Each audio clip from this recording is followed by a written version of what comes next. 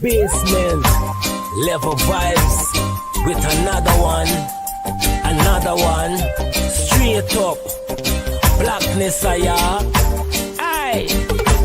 Who tell the truth? Mark Benscop, defend the ghetto youth. Mark Benscop, radio station is the fruit. Mark Benscop, straight up from the root. Mark Benscop, who tell the truth? Mark Benscop, defend the ghetto youth. Mark Benscop, radio station is the fruit. Mark Benscop, straight up from the root. Mark Benscop, I do it for the love, him not do it for no money. Straight up, him attack, educating everybody. Big up my friends and big up my family. Turn on the radio, catch the vibes, it's integrity. Straight up, Benscop stands for unity. One people, one nation, one destiny. Free up the truth in the air, even the blind can see. The deaf can hear, the dumb can talk, the cripple can walk. Boom. Who tell the truth? Mark Benscop, defend the ghetto youth. Mark Benscop, radio station is the fruit. Mark Benscop, straight up from. I can't take it no more. I can't take it no more. Can't take it no more. Imagine 18 hours of blackout and you're telling people progress. Cost of living gone up 100%. Yet you give public servant less. Mr. President, listen to the people. Search your soul and you will confess. I want you try surviving on the public base. Then you're gonna know but stress. Cause I done fed up. You done fed up. He done fed up. She done fed up. We done fed up. The people fed up. You're hiding corruption inside the cup. Look how evil set up. The people fed up. They don't drive no fear in the citizen. They may want the people speak out. Freedom of speech done gone inside the gutter. Knock off when you open your mouth. Discrimination in entertainment. And you're talking about one Guyana. When the Ministry of Culture keep the big shows. One set of girls and banner. Cause I done fed up. You done fed up. He done fed up. She done fed up. We done fed up. The people fed up. You're hiding corruption inside the cup. Look how evil set up.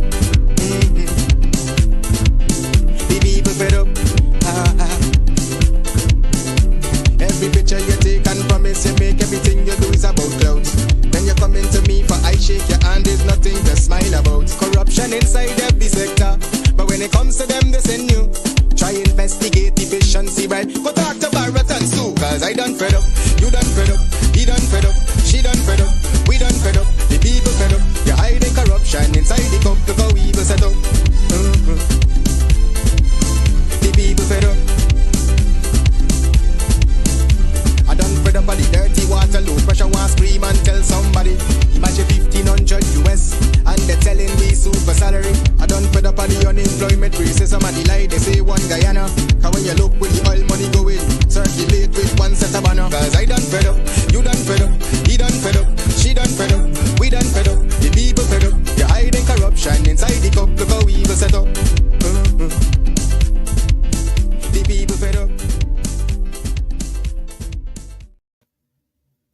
I don't know where to start off. I'm wondering whether any land is still there for you, the people, because tonight's topic is the land grabbing PPP. That is what they are about, and they're not giving lands over to ordinary citizens. They might throw a little crumbs here and there, but the bulk of the land is being given away to their friends and their cronies. And Jagdeo and these guys are the biggest land grabbers they have in Guyana right now. Don't worry about Jagdeo trying to fancy things up, nice up things, and make it look as though others are getting a piece of the pie. Not true. Others aren't getting a piece of the pie. And we know who are the ones getting almost all. If you recall, those of you who are now joining us, good night and welcome to Straight Up.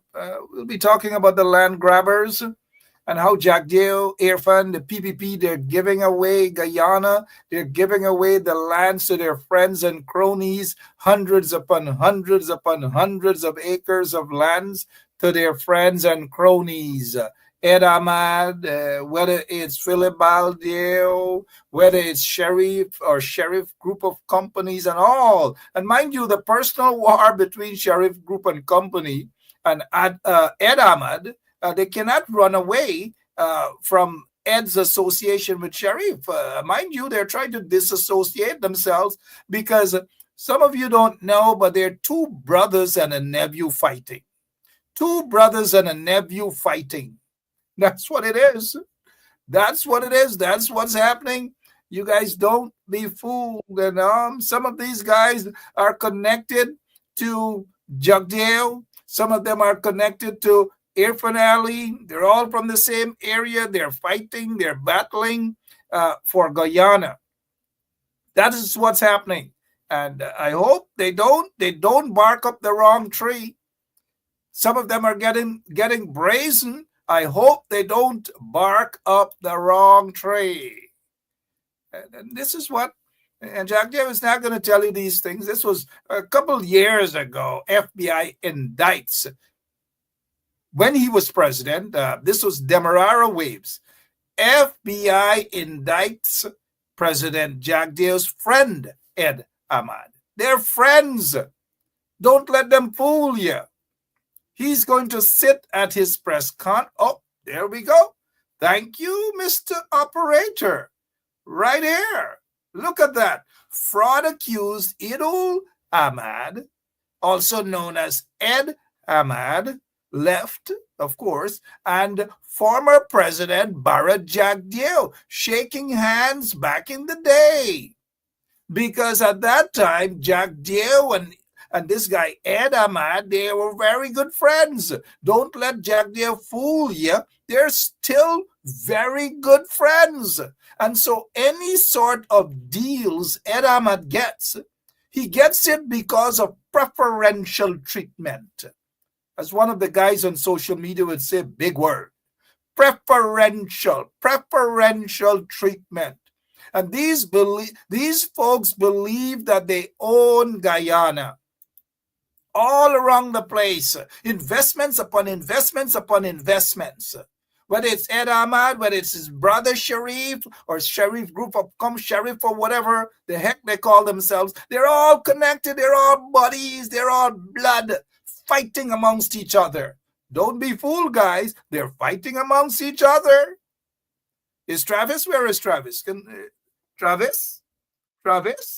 All right. Again, good night to all of you. My name is Mark Benchot. Guess who's going to be with us tonight? Nigel Hughes, attorney at law. And we made a post. We said, my guest tonight is the leader of the Alliance for Change, Nigel Hughes. Oh, yeah. I'm not going to be too political. I just want to ask him about all the lands, right? You heard Jagdeo today. Jagdeo said, and the impression, and what Jagdeo said, he gave you the impression, and those of you who are gullible, I'm not saying you guys are that gullible, because you know Jagdeo is just a big-time liar. And so the impression he gave was that this guy Nigel Hughes, attorney at law Nigel Hughes, who's leader of the AFC, a presidential candidate as well, bought all these lands. And then they gave away the lands to Nigel during the coalition. Now, that caught my attention, but it came from Jagdeo, and so I wasn't going to just say Jagdeo said it. Well, so be it. No, not at all. But this is a man who's giving away Guyana to his friends and cronies.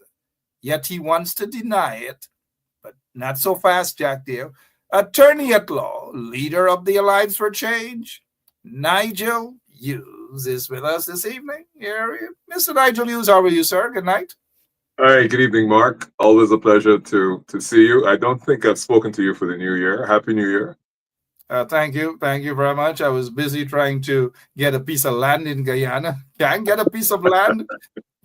The last time I checked, Jagdeo giving out all of the lands to their friends and their cronies. Nobody else should get a piece of land, only the PPP cronies, Jagdeo and his cronies. Now, since you got 75 acres of land, that caught my attention. And I'm like, I wonder if Nigel is going to take my call. I need an acre or something like that. But before we get into all of that, Mr. Hughes, welcome and good to see you back on 107.1 FM. How have you been, sir? I've been good. Thanks a lot, Mark. It's always a pleasure to receive a call from you. And, you know, I accepted your very gracious invitation. Thank you so much, and I appreciate it. And right away, it's as though you were just sitting, waiting for that moment. Mark, right away. I'm coming on your show. Good to see you. What's happening on the ground? We know the trillion, this so-called $1 trillion. What is it? 1.38 trillion budget passed. It seems as though the ordinary man and woman, they're just not getting it. They're nothing for them. What is your take on this budget, please, sir? Oh, Mark, this budget was for the average Guyanese. This was an awful budget. This was literally a giveaway from the state straight to the friends and families, the contractor class.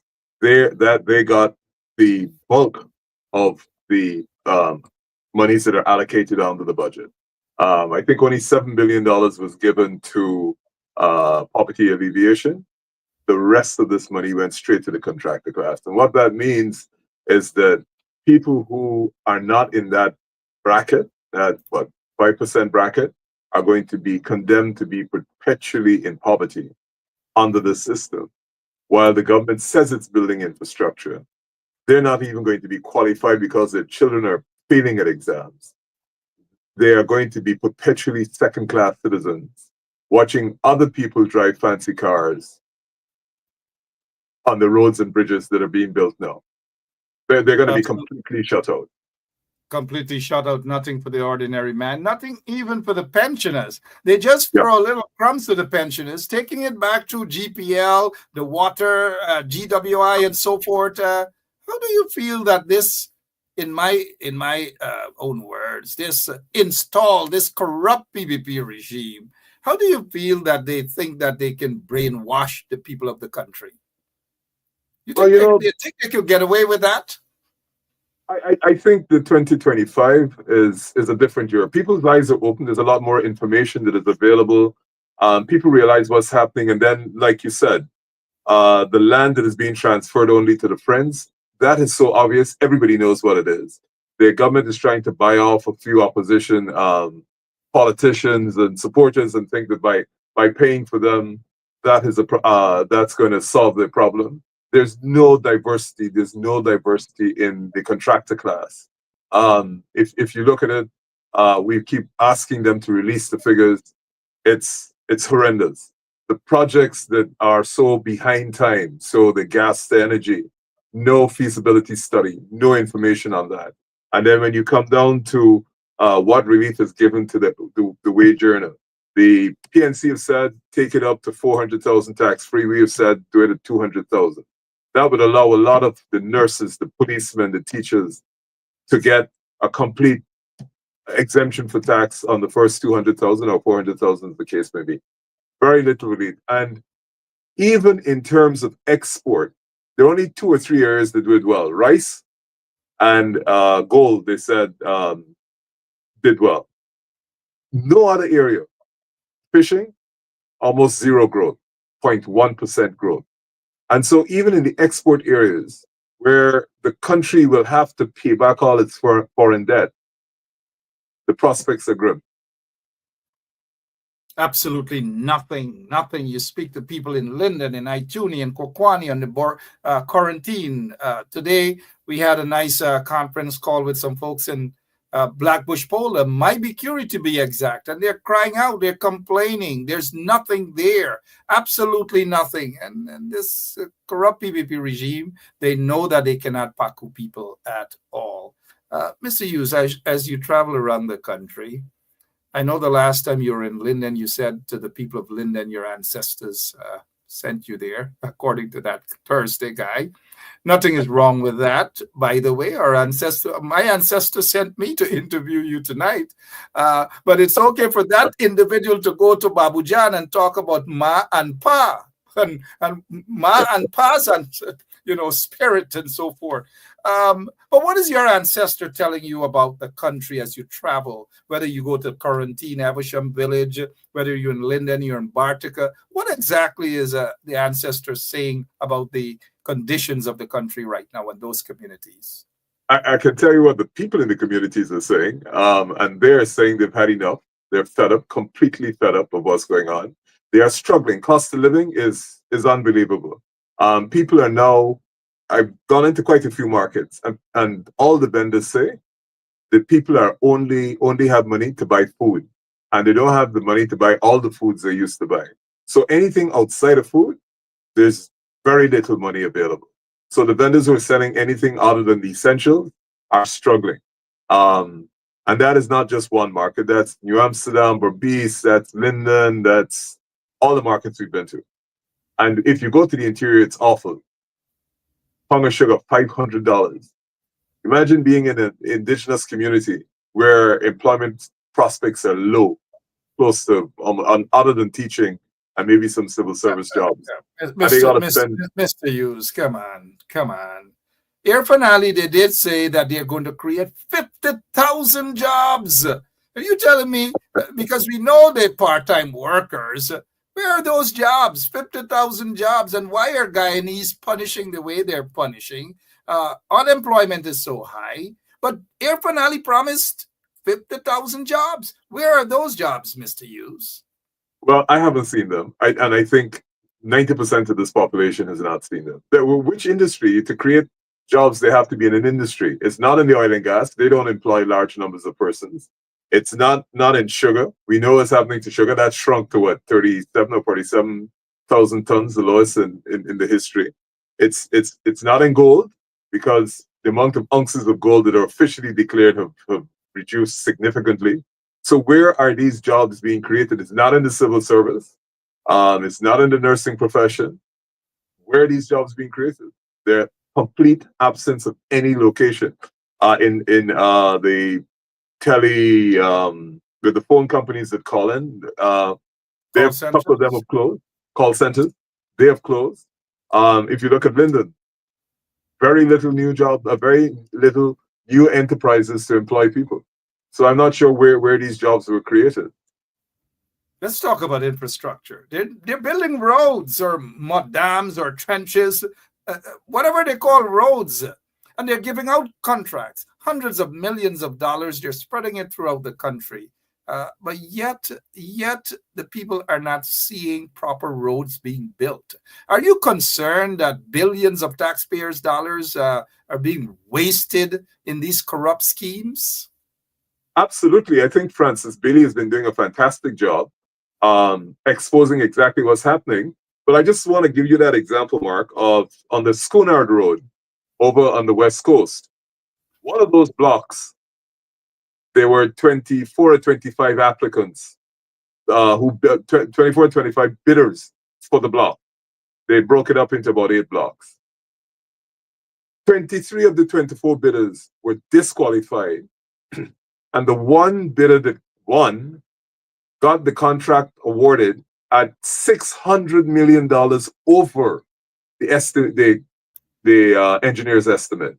$600 million plus, that's $3 million US, over the engineer's estimate.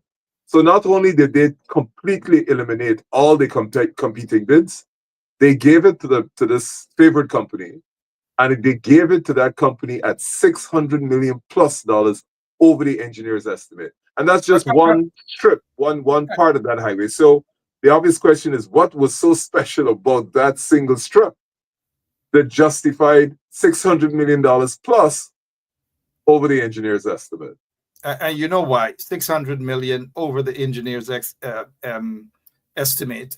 600 million Guyana dollars. You know where that is going, right? $600 million. If Jagdeo is watching, Irfan is watching, we all know where the $600 million is going. And on top of that, they're going to go back to cabinet. They're going to approve more. They're going to go to parliament and say cabinet has approved a couple of $100 million more because it's incomplete. Just as they're doing with the schools throughout the country. Bamia School out in Linden, going on maybe 3 years now. Other schools are incomplete. So as we move away from the roads, what about the schools? Talk to us. The schools are a complete disaster. As you know, the school at Cato was a big problem. But most of those schools, none of them, as far as I'm aware, has actually come in on time. And yesterday actually, we got a report that in Santa Rosa, they've closed the high school ostensibly to fix the dorms and sent the school children home. They send them back to the villages.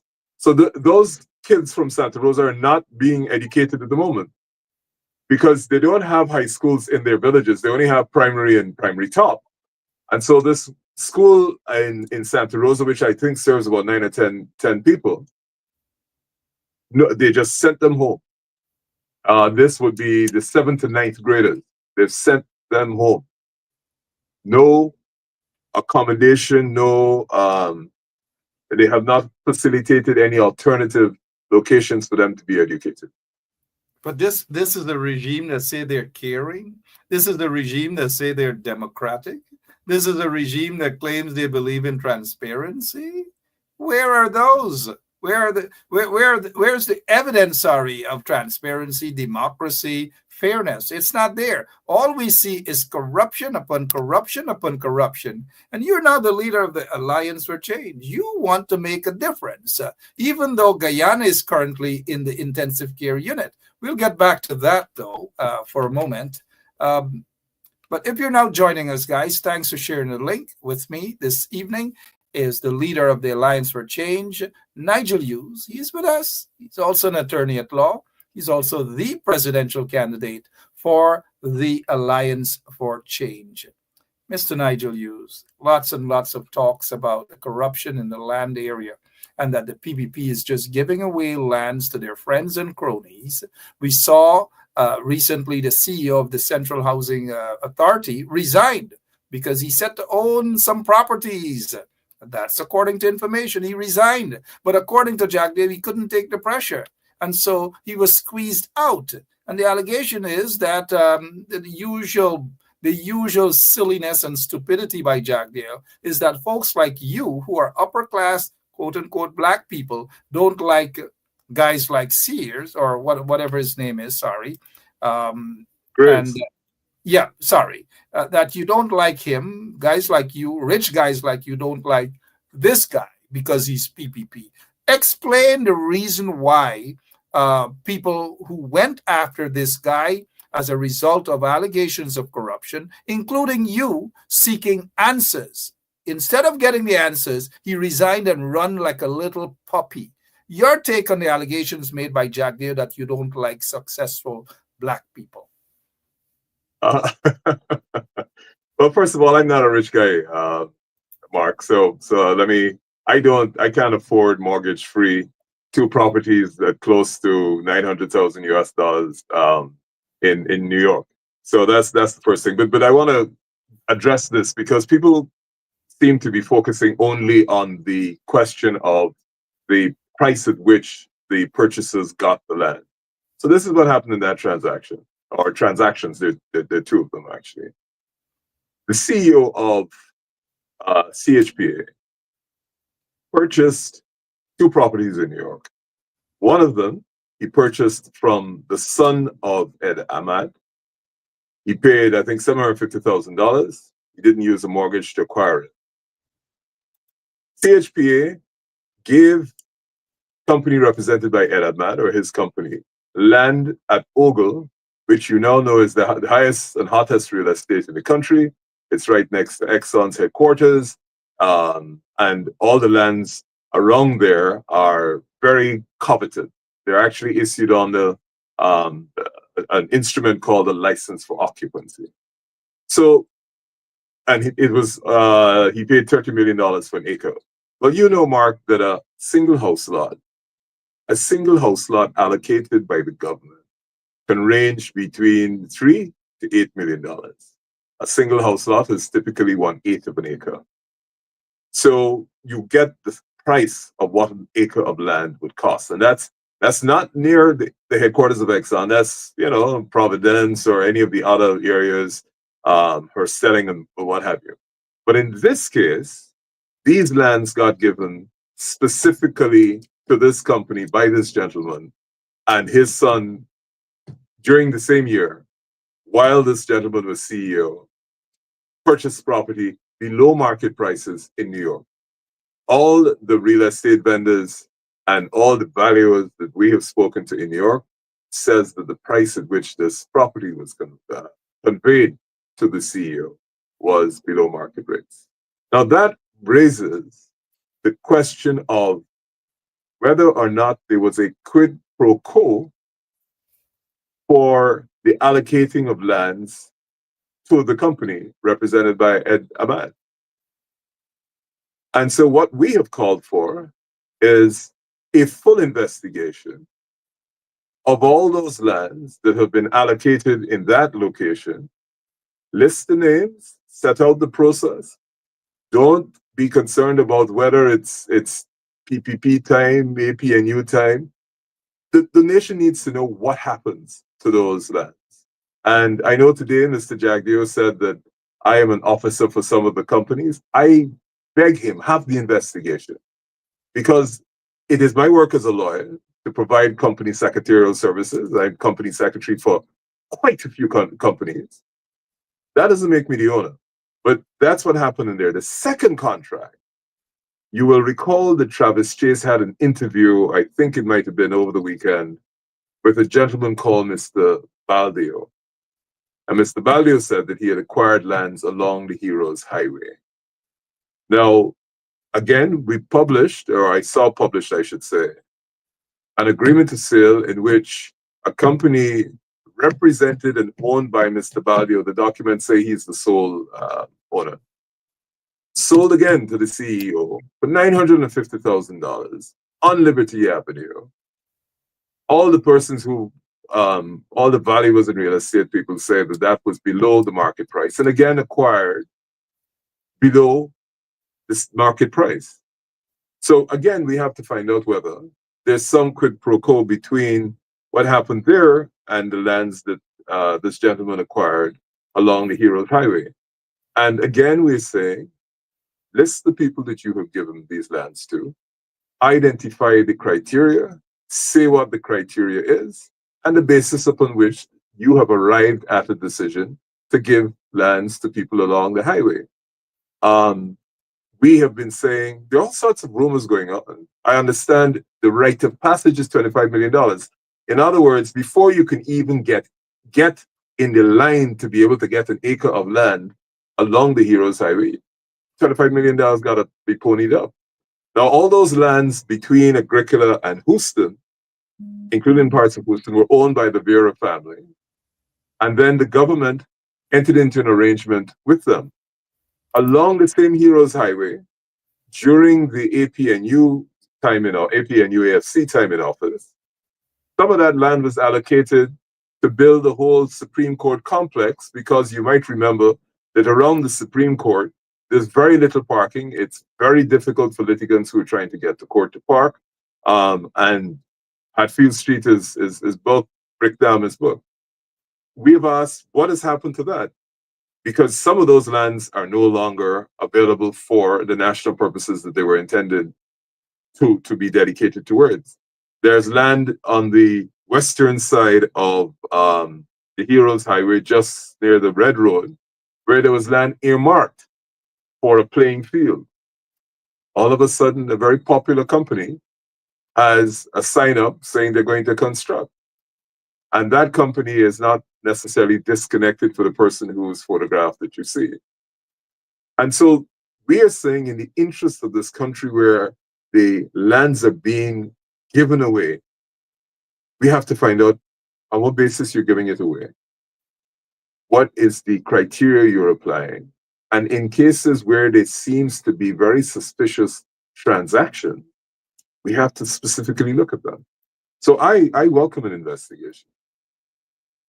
You know, very suspicious transaction. And I'm glad I read your post done like about an hour ago, and you were very thorough, calling for an investigation and the allegations leveled against you by no other than probably the most corrupt individual in Guyana, Barra Jagdeo. Probably. That's what's happening. Yes, sir. Go ahead. Can I remind you, remember in Guyana, you couldn't apply for government land, this is residential government land, if you already own the piece of land. That was a big thing. This had to be a first-time buyer.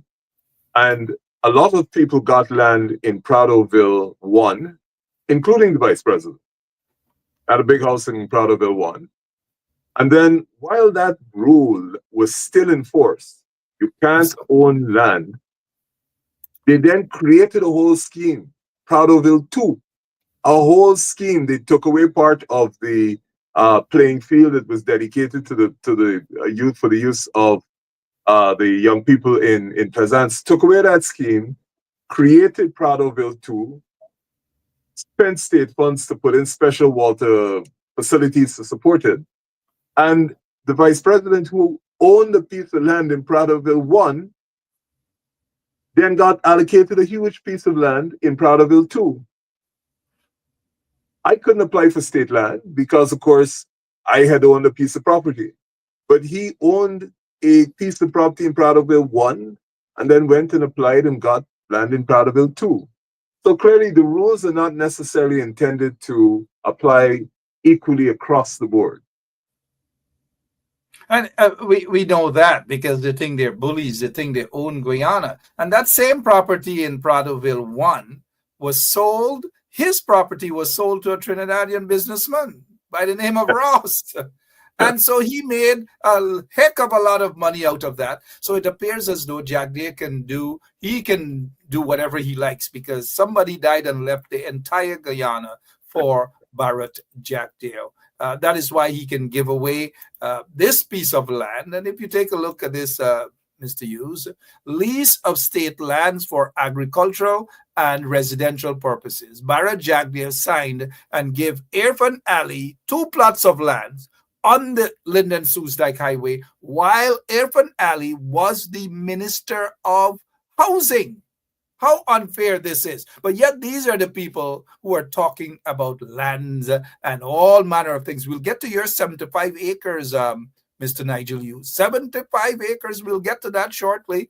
But before we do, let me just remind you, sir, and our listeners, that in 2008 transaction, government 7 days transaction, Jagdeo, according to this Kaicho News report, Jagdeo secretly transferred Thomas Land's ground to his friend Ed Ahmad. 7 days he secretly did that, according to the report. This is the land. This is what he did. And this is according to news source Gordon Mosby. Government to retake possession of land, that's the coalition government, opposite GDF headquarters that former President Jagdeo had leased to his friend Ed Ahmad for $500,000 a year, Guyana dollars that is, for development of a 100-room hotel. At that time, Ahmad was currently facing sentencing in the U.S. on a fraud conviction. Now, and this is the same Jagdeo who said today at his press conference that Ed Ahmad is not getting preferential treatment. Do you believe that, sir? Well, Mark, the facts always speak for themselves, and that's why we should always demand that people produce the facts. And like you just did, you produced a title, and now you have produced facts that relate to lands that were allocated less than publicly. Of course, the facts, but he tries to disassociate himself, so to speak, from Ed Ahmad. But let's go to this here now. Let's show the people. This was back in early 2008, 2009, somewhere thereabout. We see this is an invoice. This is the shipping address. This is the consignee and the consign. So Ed Ahmad Group Building Supply, and we see number 6. Ed Ahmad shipped stuff directly to Barrett Jagdeo that was stored. And we have the evidence of the container that was stored in the compound, in the yard of State House, shipped by Ed Ahmad to Barrett Jagdeo to build his house. And God in heaven knows what else. And now let's take a look. And this is a guy who tries to say that he is not really associated like that with Ed Ahmad, and there is no preferential treatment.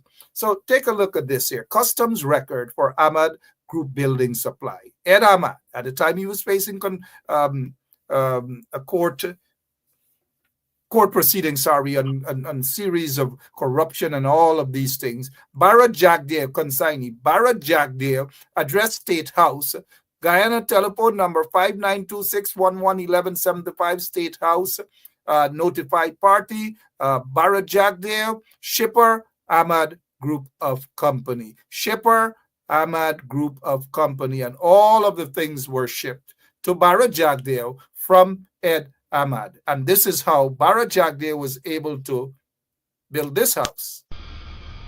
We're in Pradoville 2. All right, so here's where all the big shots will be living. Pradoville 2, compliments of Bharat Jagdeo.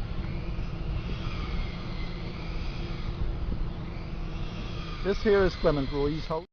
So that's what's happening. Again with the evidence, but yet Jagdeo wants to tell people that with the hundreds of acres of land being given away to Ed Ahmad's, his associates, maybe his brother, who knows, and even Philip Baldier and these guys, that there is no preferential treatment, Mr. Hughes? None? Mark, you've done an excellent job of reminding us of what has gone on before, things that we perhaps don't always remember. I have to commend you on this. I mean, it speaks for itself. What does a reasonable person think when they see this? You have just put up a bill of lading for the delivery of goods to, guess what? State House. This is not delivery of goods to some private location, State House. And the cast of characters speak for itself. The cast of characters speak for itself indeed. Good evening again. Jagdeo cannot disassociate himself from Ed Ahmad, and almost all of the investments in Guyana right now, all of the lands being purchased, even the people who were kicked off of their lands. Yep. Look, Maka people. Yep. How does this make you feel again? Sorry, I'm asking the same question. The people should be hurt. All Guyanese should be hurt. I think hurt is perhaps a generous term. People should be outraged. This lady treated like an animal. I think she was almost physically removed by a piece of heavy-duty equipment. And all those lands that they took from those people after having displaced them have now been turned around and given to the friends and family of the current regime. That is exactly, you just drive along Jumbie Bird Road all the way up Heroes Highway, all the way to the back of Diamond. Let them release the names of the persons that they have transferred those lands to and see if any of them come from the same circumstances like this lady who was in occupation. She wasn't living in New York. She wasn't living out of the country. She was, as Dave Martins would say, struggling her struggle at the back of Mucka, Arcadia. Treated like an absolute animal, displaced, removed from the land of this country, and the land that she was removed from and several others, which is now on the western side of Mocha Arcadia, has been given away to those that are fabulously wealthy. And it's not a question of whether people are hurt. People are outraged, completely outraged. And the question that I get, and I'm sure the leaders of the opposition get, and the leaders of the community get, all the leaders of the community get, is what are you really going to do about this? Because this level of displacement, coupled with the transfer of the wealth of this country into a very, very small handful of people, is completely unacceptable. Completely unacceptable. Completely unacceptable indeed. 13 minutes, after 10 o'clock in beautiful Guyana. As corrupt as it is under the PPP regime, Barra Jagdeo and others. Let's go to this earlier so-called press conference by Barra Jagdeo. Now, we asked Sherwin Graves when this issue surfaced. We sent all of that, and we asked him, and he assured us that the sources of his funding are legitimate, and every transaction he's done is legal. Okay, so here is the guy, The transactions are questionable at this point in time. But yet Jagdeo is saying he asked Sherwin-Greaves about his transaction and he said it's legitimate and story done. Is that how these guys are running the country? No investigations? Well, it's evident that I don't know in what capacity he asked Sherwin-Greaves. The people who are authorized to conduct investigations into matters of this sort certainly would not be the office of the vice president. And it certainly wouldn't be the minister who's in charge, Minister of Housing in charge of central housing and planning. That's not how it is intended to be done. These investigations have to be conducted by the state institutions that are dedicated for that purpose. We know that SOCU does not enjoy a lot of trust, which is the Special Organized Crime Unit. A lot of people believe that there's a heavy degree of political influence in that organization. And I certainly know that, from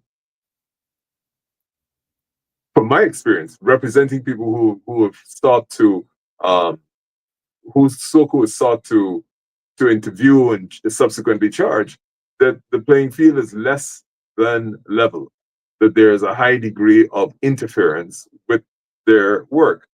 And so this hasn't even reached the SOCU. We have a person who is effectively a minister at large saying, oh, I spoke to him, and as if that is sufficient.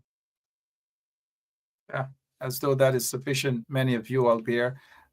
By the way, it's after 10 in Guyana. So when I say it's 13 or 14 minutes after 10, for those who are listening to us, watching us in Guyana, but nobody believes Jagdeo anyways.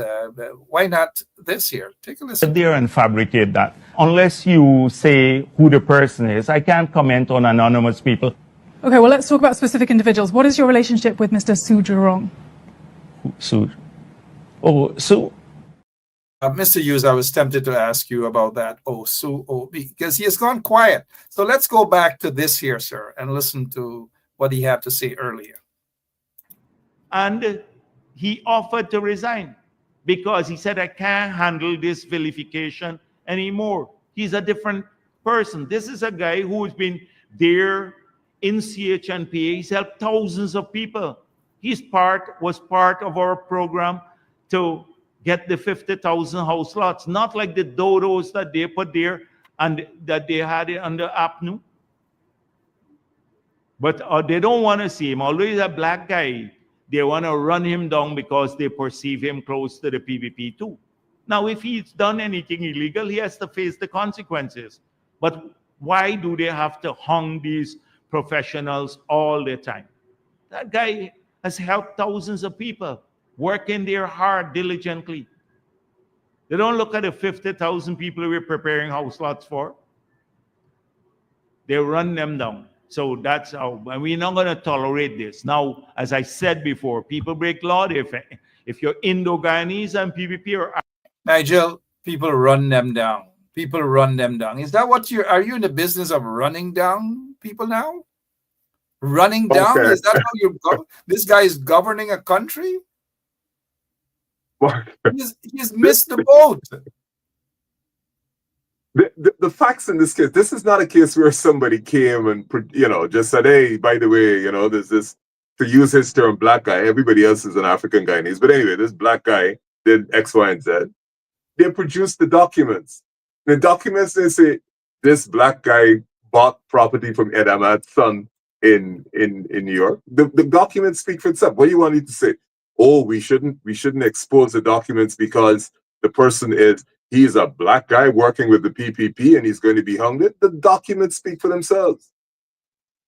I mean, I hope that Guyana has reached the stage where people actually examine what they're being told. They pick on this black guy. Well, the documents say in New York, this black guy bought 2 properties.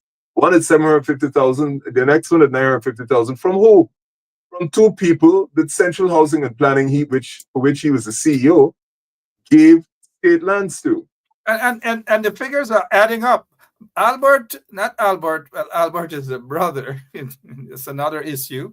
Good night to Albert if he's watching. Did some jail time. That's okay too. Nothing is wrong with people who do jail time. But Philip Baldeo had some problem with some guy who he claimed wasn't working for him, but he paid the guy. And so Philip Baldeo said that he spent about $2 million, $2 million US dollars to acquire lands in Guyana.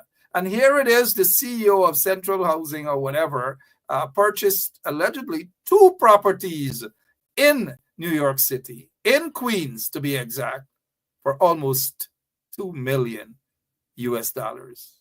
I guess that's where the investigation should start. But Jagdeo doesn't want that. He is playing this reverse psychology game that, oh, the black guy and why are they?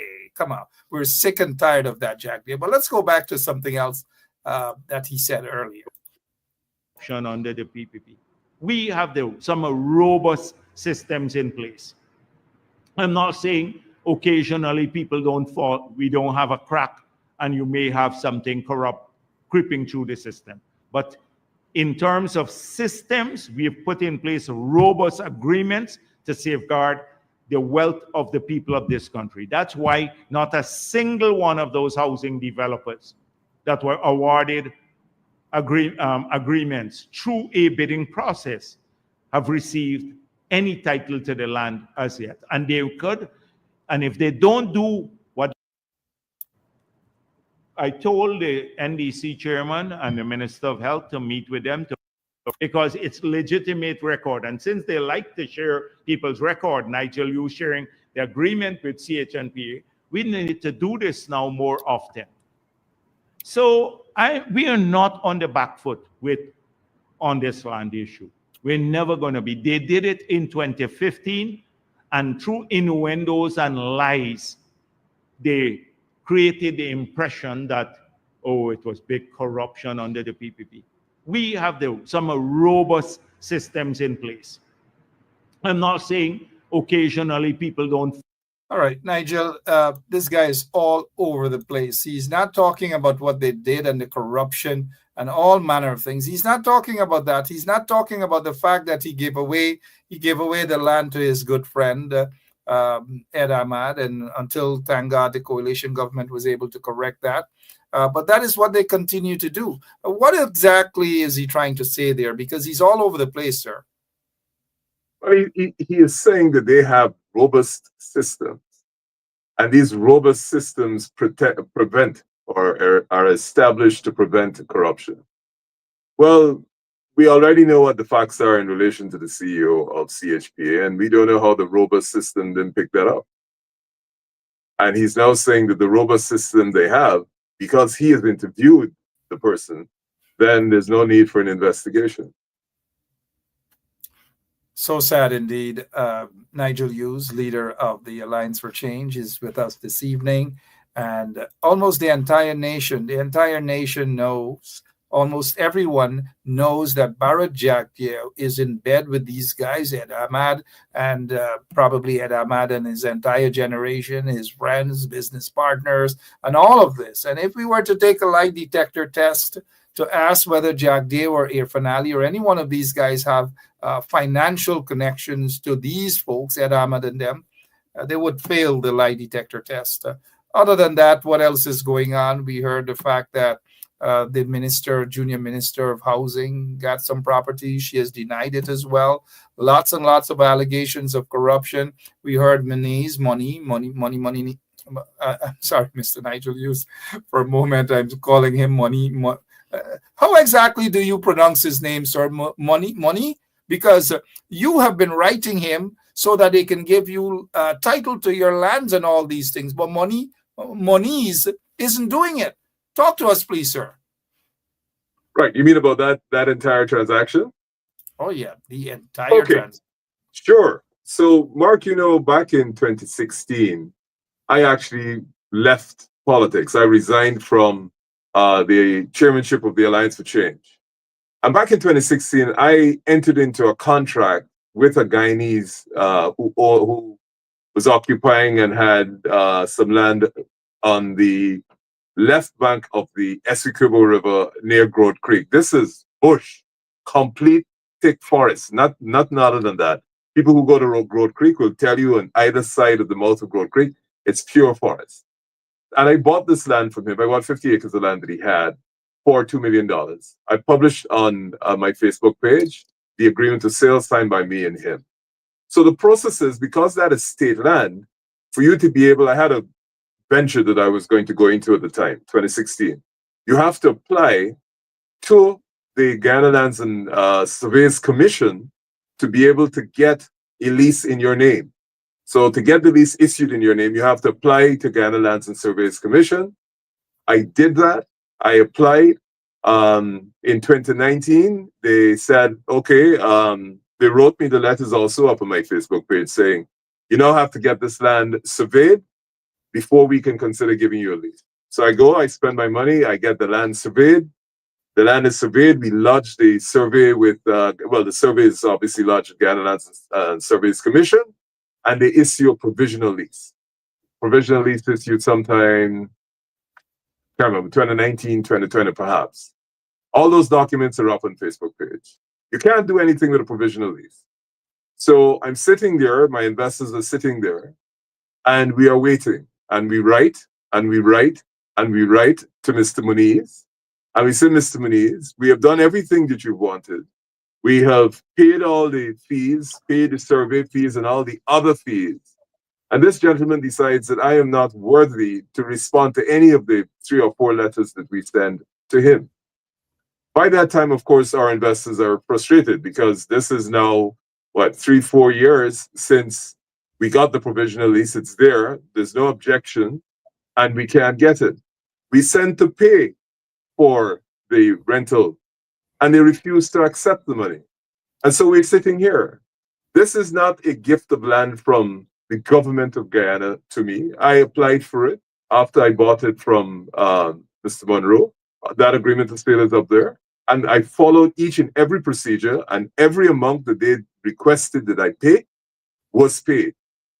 And so I'm sitting here with a provisional lease issued by them. They don't have the dignity, the courtesy to respond to say, Mr. Hughes, we've canceled this, we're not giving you it, or these are the reasons why we're not going on. I didn't get that land from the coalition. This is not Nigel Hughes asking the minister or Central Housing and Planning or somebody to give me this land. This is land that I legitimately purchased. The other 25 acres, I went into an agreement with still exactly the same situation with a business partner, and we are in exactly the same position. The development project we had from that completely stalled because and I got this from inside sources, that none of the projects that Nigel Hughes had will ever get approval. I said, no, man, that's not the case. I don't want to be paranoid. There's another portion of land, 2.5 acres, I own in a place called Hyde Park near Temeri Airport.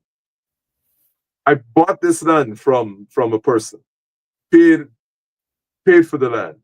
And the land is designated as agricultural land. And you know, Mark, between Soosdijk Junction and Temeri International Airport, you got Bunky who doing chicken, and you have the state agricultural NARI that does some research. There is no other agricultural land in between there, none. It's houses on both sides of the road, industrial development. There's an asphalt plant opposite the piece of land that I have. I applied years ago, 3, 4 years ago, can't remember the exact date. I said, please, can I get a change of use for this property from agricultural to commercial, because I want to be able with my co-venturers to set up a commercial venture here. Not at all. Not at all. It gets worse. Of course, we get retained by international clients to do transactions that the government, in which they acquire land from the government. The most recent one, 3 weeks ago, the government of Guyana said to the client, this transaction can't go anywhere if you use Nigel Hughes' law firm. And that's not the first time. This happens at least twice per month coming forward. So the level at which they operate, and that's me. Imagine the average small businessman who doesn't look like a typical PPP businessman. What is happening to him? Can't get the permit, can't get this. I saw Mr. Heber from Bartica saying he's been waiting 7-8 years.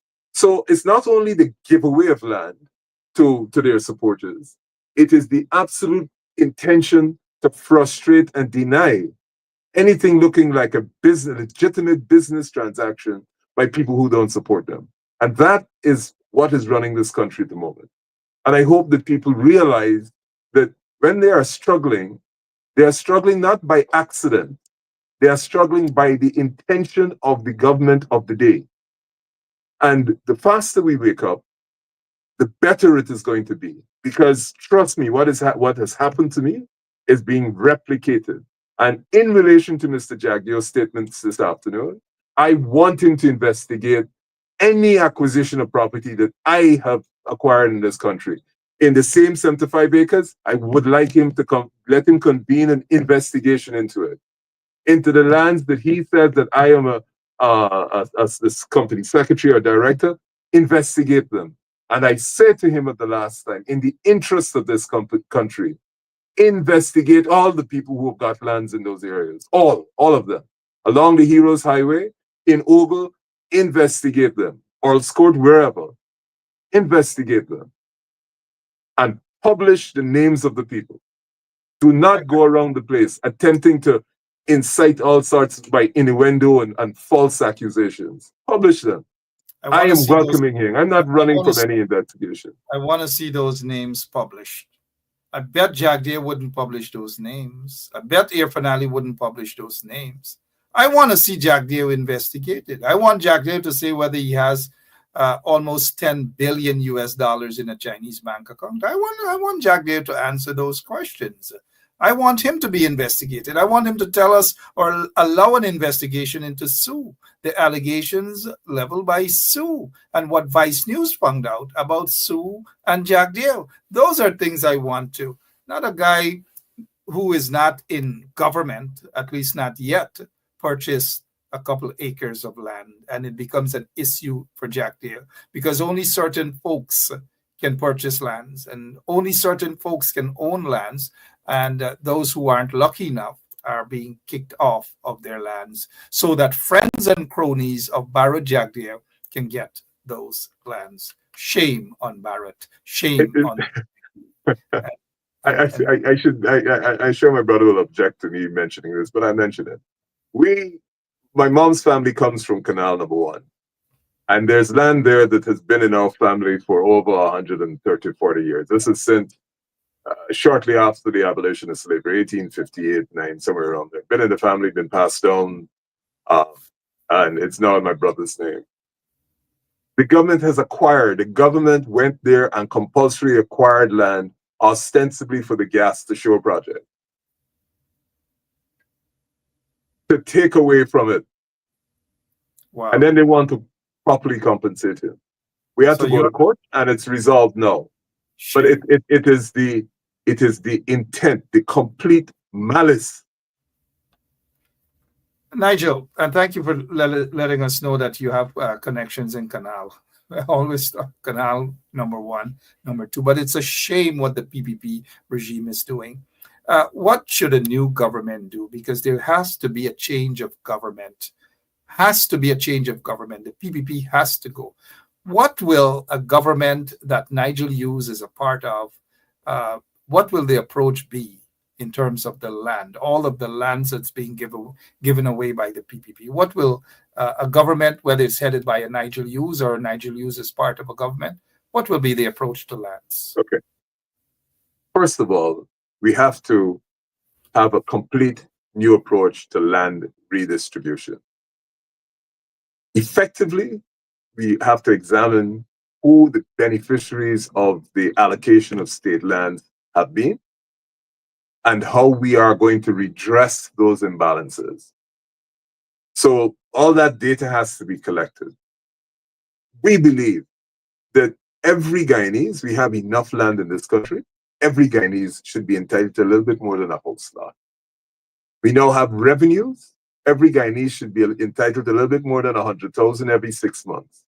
They should get a sum which allows them to start a business. But to come back to the land distribution program, That has to change completely. We have used in this country all the fertile lands on the coast, because that's where our most fertile lands are, for housing. We haven't even considered a national development plan that says those fertile lands should really be used for agriculture, and we are going to put new housing, new cities, new municipalities elsewhere. We have to develop a road network that is not concentrated on the coast, that is concentrated in us being able to move our resources, gold, etc., from where it's found to the port as quickly as possible. So we have to have a short, medium, and long-term plan for development. In terms of land, we have to first of all design the city. It's got to be fit for purpose. You can't just put up buildings here and put up buildings there. We know for sure that oil is going to be the mainstay of this economy for about 15 years minimum. And so we have to decide, where are the industrial zones going to be? Where the housing for the persons who are employed in those zones going to be located? Where are we going to put the shore bases? We can't have this foolishness where you build a bridge at the mouth of the Berbice River that stops the free flow of traffic 24 hours up and down the Berbice River. The planning has to be driven by data. And so we have offered, when I was fortunate enough to be elected as leader of the Alliance for Change, we said, look, let all the major political players, let all the civil society persons, let all the interests, the engineers, etc., get together and agree on some broad plans for the next 10 to 15 years. The number one crisis in this country, Mark, is education. Let me just pause for a moment, please, and caution Neville Sital. I know you're a friend. I know you've gone through the struggle. Please desist from these sort of comments, these sort of frivolous accusations on the program this evening. I do not appreciate it. This is not a platform for that. Thank you, Neville Sital. Mr. Hughes, go right ahead, please, sir. Sorry, I can't even remember where I was. Yes, so we have to agree some broad plans across the political spectrum, civil society, private sector, the unions, and everybody, so that we have some broad parameters. And we roll out those plans. So there got to be consultation. That's one of the first things that I will do if I'm lucky enough. Let us sit down, work it out very quickly, get the experts on board. We need a national state planning commission of some sort that is going to people it with the best and the brightest that we can hire, and the best and the brightest that we have in the diaspora, and the best and the brightest we have here. They gather that data, and they analyze all the possible scenarios up front, provide that information across the board, not just to the government, to the opposition, to the private sector, to the unions, so that when we start to discuss the policies for the future, everybody has the same information. So it's not the government saying, oh, we have the information and you don't have it. And we sit down and we plan the future. Constitutional change, absolute must. We cannot have this system of winner take all, where because you get 50.5% of the vote, you have 100% of the power. You then have the power to exclude anybody from participating. You decide you are not consulting with anyone. You decide that nobody else but you must make a decision about how the country is run. And you cannot, in a multi-ethnic society, shut out the remaining 49% of the country. Completely unacceptable. So we have to have serious constitutional change. We have to have a president that really at least enjoys the support of at least 60% of the members of the National Assembly. So that, not unlike Suriname, when you end up with a government, it just doesn't reflect the views of one particular part or predominantly one particular part of the community. You are forced to go out and engage other parts of the community so that the president enjoys that 60%. We have to create the incentive regime for us to be engaged with each other going forward.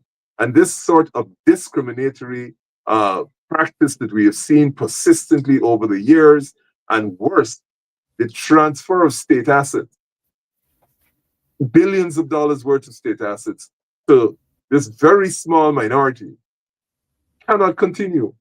The country is not going to be stable. It is going to lead to all sorts of problems. And unless we address those, and that is certainly what I would have as priority, but I wanted to come to education, Mark. The one thing that will lift people out of poverty is education. You can give people the cash grants and what have you, but what's going to lift you out on a permanent basis is education. And in this economy that we have, if you are not skilled or semi-skilled, you are not going to get employed, and you're not going to be able to set up the businesses that will be certified in either the oil and gas industry or any of the new industries that exist. So just think about it. And I'm using this example I used for Region 9. They have 5% matriculation. That means the people who spend 5 years in high school in Region 9 come out without maths and English as a basic. So they are not going to be eligible for any sort of employment. So they automatically are condemned to lower wages if they get employed.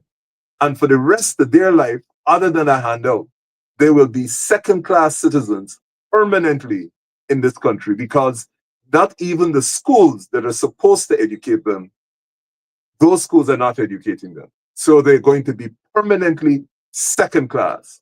Worse than that, in Region 9, they are invisible because they're not on the coast. Imagine what's happening in inner city Georgetown.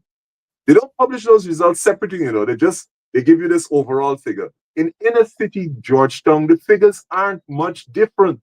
So if you are a kid, you're born in Berlin, you're born in Warlock, you're born in parts of depressed communities, you will never, ever be able to move out of second class or third class citizenship, because to start with, the schools ain't giving you the quality education you need to be able to allow you to get to the point where it should be. So one of the programs I have is we have to bring back what I call voluntary national service. We need a statewide educational facilities in each region that will capture these young people who have failed to go through the school system and be able to give them a skill as well as the discipline. While we're doing that, and in tandem with that, parallel to that, is we have to revamp the entire school system as it is. Because other than the high flyers who are doing 22 and 23 subjects, the entire rest of the population, you see what the numbers are. Mathematics, the Caribbean had its worst year at 34%. Guess what Guyana's percentage was? 31%. In the fastest growing economy in the world, only 31% of our kids were matriculating, were passing maths. We have no excuse because we have the resources, and we were getting our money since 2021.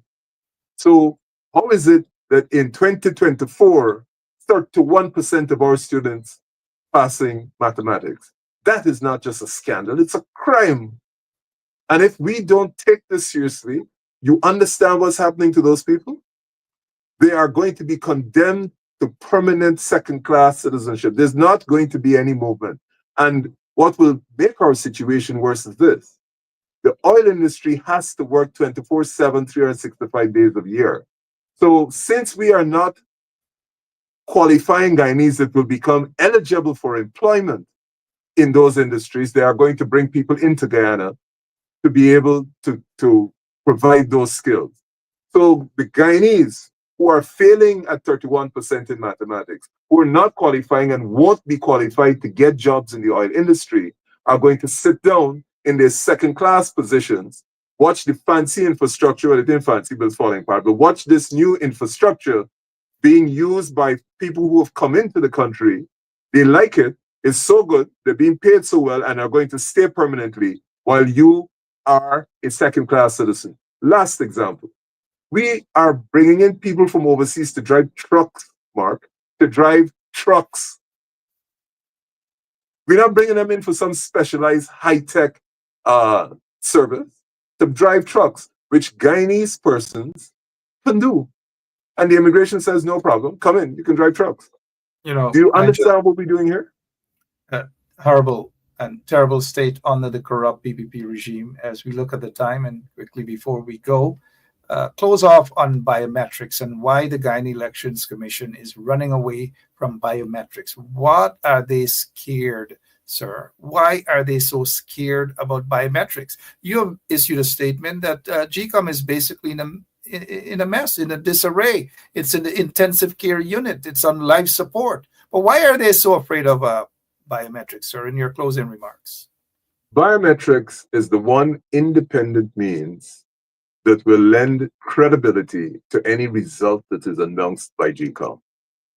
GCOM should have more than 100% desire to have biometrics, because they will be able to say, if I say John Brown won, don't accept my word. This is an independent verification. Look at what the biometrics said. They are consistent with the result. GCOM does not want that, because they want us to be in a position where whatever result they announce, we must accept. And that is completely unacceptable. If there's no independent means by which we can determine whatever GCOM announces as the outcome of the 2025 elections, whether that is a true and faithful result of the franchises exercised by the people who turned out. Leave you with this final situation. We had 100,000 cash grant. Only 400-something thousand people turn up. Everybody's turned up for money. But we want to tell people that we have 600,000 plus voters on the voters list. Biometrics.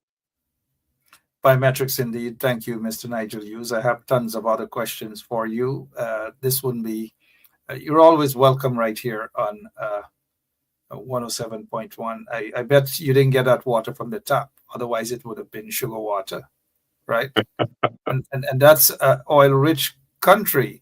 The water is not as clear as that. It's filthy, compliments of a corrupt PPP regime. Mr. Nigel Hughes, thank you so much for clearing the air on that. God bless. Appreciate it. Thank you. Good night. You're welcome, sir. Yeah. And to all of our listeners, I'll be back tomorrow, same place, same time, right here on 107.1 FM. Don't listen to that lying SOB, Jagdeo. Just do not listen to that guy. And here it is before we go, an investigation. We need an investigation as to what is happening at lands and surveys. What is happening? Monies. What is happening? Allegations of corruption at lands and surveys. Allegations of corruption at GCOM. Allegations of corruption in all the ministries. Allegations of corruption at the office of the president, office of the prime minister. Corruption. And yet Jagdeo sits and he wants to talk about Glenn. He wants to talk about, I don't know. Something is wrong with those guys. We already know that. They're corrupt. We got lots more to talk about. Ed Ahmad and Sheriff Group of Company. We're not going to disassociate the two, you know. Sheriff Group of Companies and Ed Ahmad, they're related, blood relatives, but they're at war. But we're not going to separate the two. We're not. Get lots to talk about that. But we'll do that tomorrow and some other time. God bless you all. So long. I can't take it no more. I can't take it no more. Can't take it no more. Imagine 18 hours of blackout and you're telling people progress. Cost of living gone up 100%, yet you give public servant less. Mr. President, listen to the people. Search your soul and you will confess. I want you try surviving on the public base, then you're gonna know but stress. Cause I done fed up, you done fed up, he done fed up, she done fed up, we done fed up, the people fed up. You're hiding corruption inside the cup, look how evil set up. The people fed up. They don't drive no fear with the citizen. They may want the people speak out. Freedom of speech done gone inside the gutter. Knock off when you open your mouth. Discrimination in entertainment. And you're talking about one Guyana. When the Ministry of Culture keep the big shows. One set of girls and banner. Cause I done fed up, you done fed up, he done fed up, she done fed up, we done fed up, the people fed up. You're hiding corruption inside the cup. Look how evil set up. The people fed up. Every picture you take and promise you make, everything you do is about clouds. Then you come into me for I shake your hand, there's nothing to smile about. Corruption inside every sector, but when it comes to them they send you. Try investigate efficiency, right? Go talk to Barrett and Sue, cause I done fed up, you done fed up, he done fed up,